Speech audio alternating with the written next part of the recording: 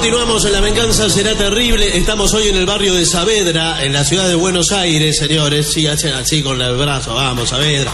Ficha de Platense. En la biblioteca 25 de Mayo. Mucha gente en el salón y fuera del salón también. Y fuera de la biblioteca, en la calle, sí, en circulación general, también hay mucha gente que no tiene ningún interés en ver el programa. Hablaremos esta noche de los anteojos. Los anteojos, concepto, objeto, visión histórica de los anteojos. En fin, empecemos diciendo que el esfuerzo que exigía a los ojos en tiempos medievales, la lectura, por ejemplo, era enorme, como en este caso. Sí.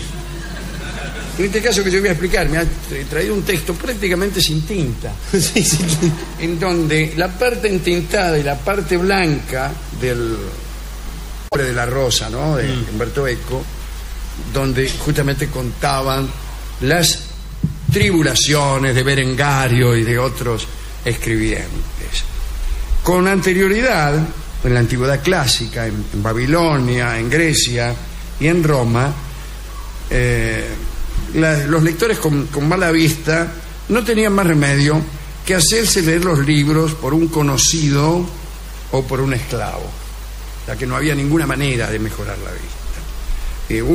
Unos pocos descubrieron que mirar a través de un disco de piedra transparente ayudaba a ver mejor, o por lo menos apuntarle mejor a lo que uno estaba leyendo, para que la vista no se fuera para otro lado.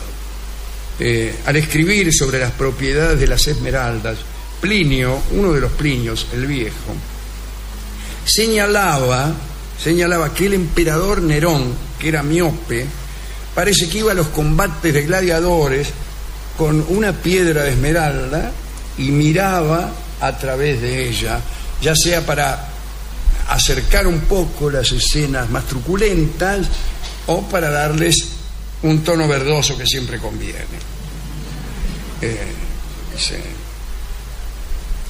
También esta anécdota siguió contándose durante toda la Edad Media. Incluso eruditos como Roger Bacon hicieron comentarios sobre las propiedades especiales de las esmeraldas respecto del aumento de la visión. Pero muy pocos lectores disponían de piedras preciosas, imagínense. Sí, ¿qué le parece? O será, muy pocos lectores disponían de piedras preciosas. No, señor. De piedras Es preciosas. un halago a la parte femenina, o a todos los que están aquí. Bueno, la mayoría estaba condenada a realizar penosos esfuerzos como yo ahora. En algún momento del siglo XIII, el destino de todos esos lectores cambió, porque algún ñato inventó los anteojos. No se sabe bien quién fue, ¿no? Pero aquí tenemos algunos datos interesantes. El 23 de febrero de 1306, desde el púlpito de la iglesia de Santa María Novella de Florencia, Giordano Garibaldi predicó un sermón en el que recordaba a sus feligreses que la invención de los anteojos cumplía 20 años. Es decir, no sabemos quién lo inventó, pero fue alguien 20 años antes de 1306.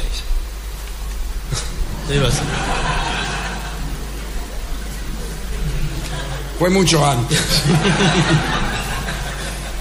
Bien, este predicador decía: he visto al hombre que descubrió y fabricó un par de lentes.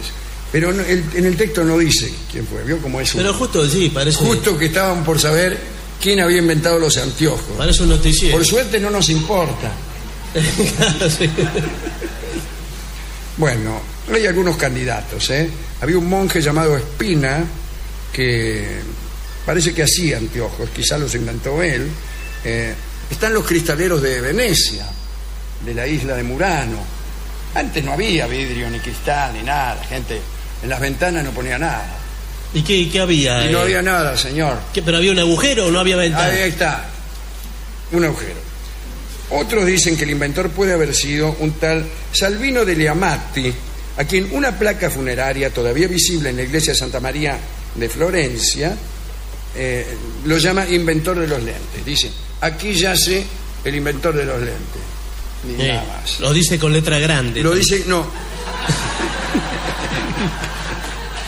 Bien. Otro de los candidatos es el propio Bacon, según... discúlpeme, claro. Según Rudyard Kipling, parece que fue el mismo Bacon, que incluso ha escrito en sus últimos años, se convirtió en un propagandista de este asunto de mirar a través de una piedra transparente. En 1268 Bacon había escrito: si alguien analiza letras u objetos pequeños por medio de un cristal que tenga un segmento de esfera con el lado convexo hacia el ojo y el lado cóncavo para el otro, dice un fenómeno. Lo dijo con estas mismas palabras. Sí. Ahora bien, ya entrado el siglo XV, los anteojos para leer eran un lujo, valían mucho dinero. Bueno, ahora también. Sí, ahora también. Salvo los de la farmacia, que son los que uso yo. Eso, pero dicen que hacen mal a la vista. Eso ¿no? Lo dicen los que lo venden 20 veces más caro sí. En la óptica. Dice, precio en la óptica, 5.000 mangos. Sí. Precio en la farmacia, 70 pesos. ¿Qué dicen los que lo venden a 5.000 mangos? Que los otros te hacen mal a la vista. ¿Qué van a decir? Si no, no venderían ni un solo anteojo. Sí, pero hace mal. Mire que está comprobado por... No me importa, por señor. Alguien. Yo entre una cosa que haga mal y cuesta 70 pesos, etcétera, ya sabe con qué me quedo.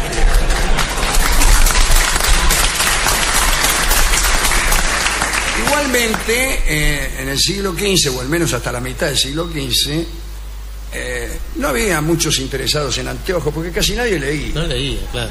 Después vino la imprenta. El lujo era leer, además de los lentes. Claro. Después vino la imprenta y ya se popularizó un poco la lectura y aumentó la demanda de lentes.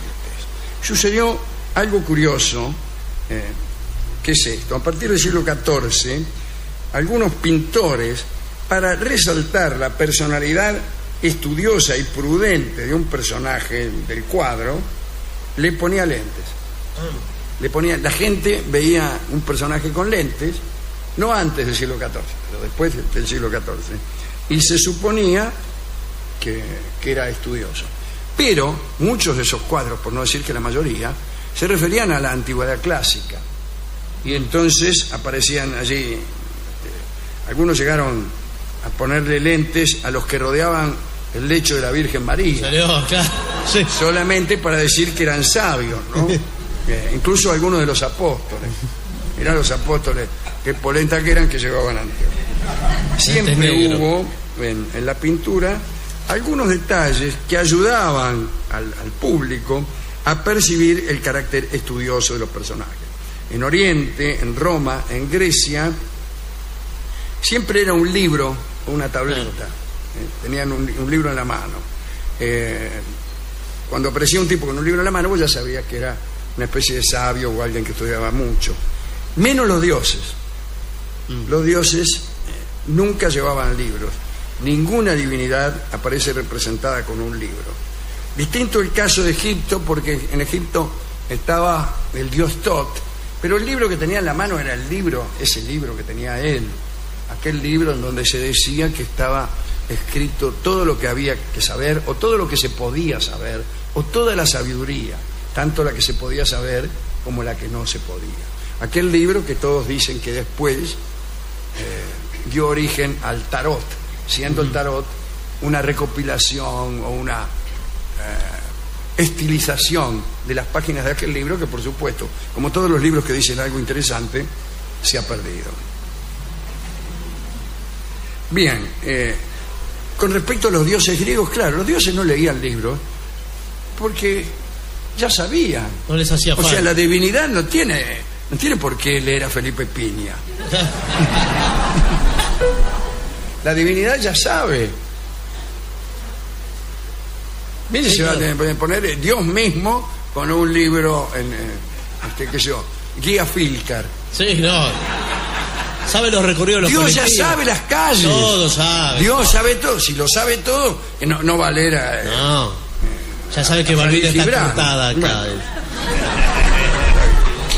Bueno, hablando...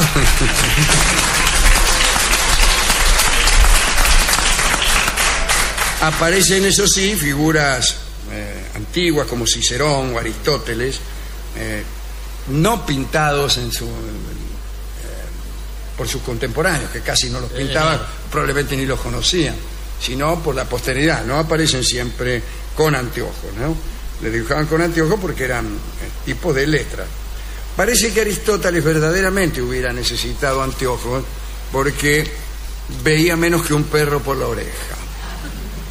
Homero tenía también una vista mala, tan mala que era nula, y fue pintado incluso con lentes alguna vez, el ciego Homero.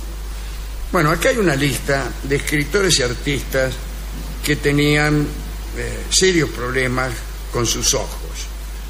Lutero, nuestro amigo el Dr. Johnson, ¿no? Samuel Johnson, Quevedo, tanto es así que los famosos anteojos de Quevedo suelen llamarse todavía hoy Quevedos.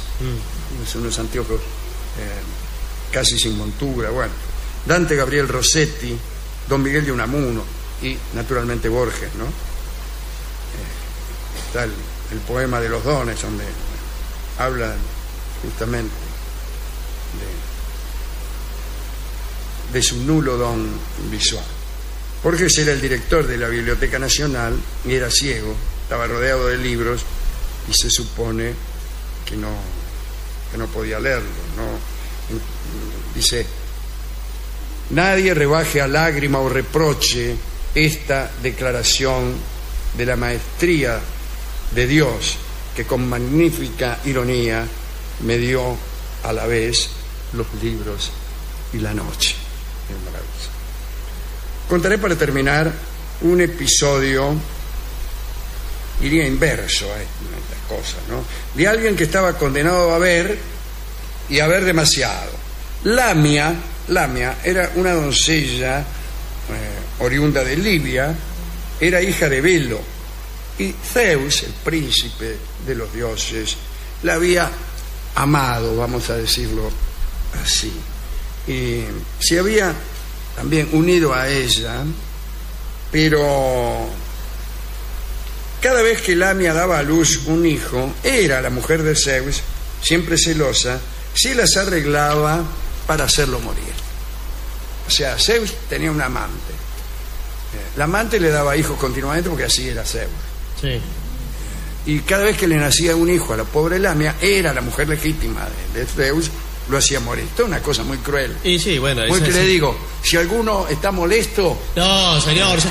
Va a ser mejor que son Zeus. los mitos, es así. Al fin, Lamia fue a ocultarse en una cueva solitaria y se desesperó tanto que se convirtió en un monstruo envidioso de las madres dichosas. ¿Vio cómo es uno cuando se convierte en un monstruo? Empieza a envidiar a las madres dichosas. Una madre dichosa es casi un oxímoron. La madre no hace más que sufrir, mientras los hijos la matan a disgusto, van al cabaret, etc. Bueno, y entonces, como le tenía bronca a las madres dichosas, le robaba a los hijos a la noche y se los comía. No tengo ningún comentario. No, pero está bien, señor, nadie le pidió ningún comentario. Se los comía. La diosa Hera, para extremar aquella persecución, privó a Lamia de cerrar los ojos para que no pudiera dormir. Entonces Lamia no podía dejar de ver, veía siempre. Bien. Pero Zeus, compadecido, bueno, le concedió una gracia. No, una gracia en el sentido de un don. Un don. Sí. Podía ella quitarse los ojos y volver a ponérselos a voluntad. Eso está muy bien. Está el fenómeno. Supongo que los es mejor pondría que un párpado. a la noche, los pondría dentro de un vaso. Me imagino a sujetos poco escrupulosos, como los que conocemos nosotros en este programa, si tuvieran ese don, Sí. sacándose los ojos para Sí. asustar a los niños, para hacer una gracia con la novia.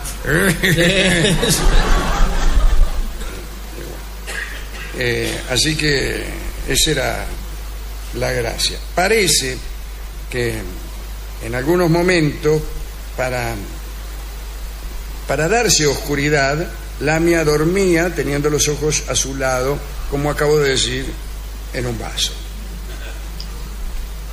En ese momento era inofensiva, pero otras veces, ya con los ojos puestos, andaba día y noche sin dormir, espiando a los niños para devorarlos. Otra cosa que apareció después y que no figura en este relato es la lente de contacto. Pero es muy posterior. Es muy posterior a Lamia, a Zeus y a los niños que se comía este horrible monstruo, ¿no? Pero la lente de contacto es este anteojo, que uno se pone ahí. Claro, lejos de constituir un lujo o un signo de erudición, está oculto, está oculto, mimetizado, claro. en el ojo. Claro, porque los anteojos siempre fueron un estorbo estético, ¿no? Entonces las personas resolvieron disimular la necesidad de usarlos, como si la miopía fuera un menoscabo de la dignidad personal, y entonces se fabricaron los lentes de contacto. La gente tiene puestos anteojos y usted no se da cuenta. Bueno. Y a lo mejor se pone de novio con alguien que usa anteojos pero no se lo dice. Porque lo tiene. ¿Y por qué no le dices que los tiene de contacto? Bueno, porque teme que usted la dejaría. Pero ¿cómo la va a dejar porque usa Claro, los sí, lentes? señor. No. Yo conozco cómo funciona su mente. Pero no conoce nada. Estoy escribiendo una novela en que una persona usa lentes de contacto pero no se lo dice al novio, y el novio se entera por una alcahuetería, ¿vio? Sí. Por la televisión. Sí.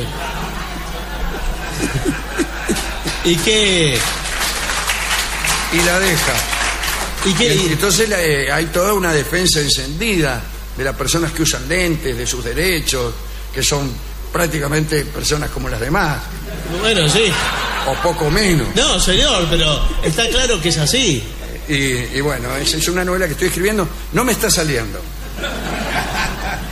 Bueno, así que yo uso lentes de contacto y también anteojos, a veces los dos al mismo tiempo, para ver más, o para ver al mismo tiempo cosas diferentes, para leer textos polisémicos.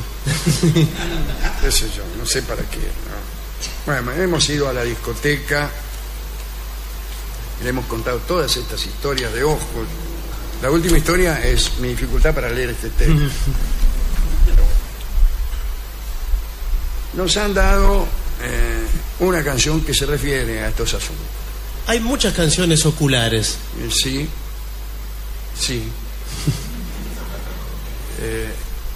Esta se llama precisamente Yo no sé qué me han hecho tus ojos. Claro. Y escucharemos una versión de Karina Beorlegui, una versión hecha por toda gente de acá del programa. Canta Karina Beorlegui, el conjunto orquestal es de Federico Mifragi, yo canto también con Karina haciendo unos dúos, y está el trío sin nombre bajo la forma de un coro al final. Así que oigamos, por favor, Yo no sé qué me han hecho tus ojos.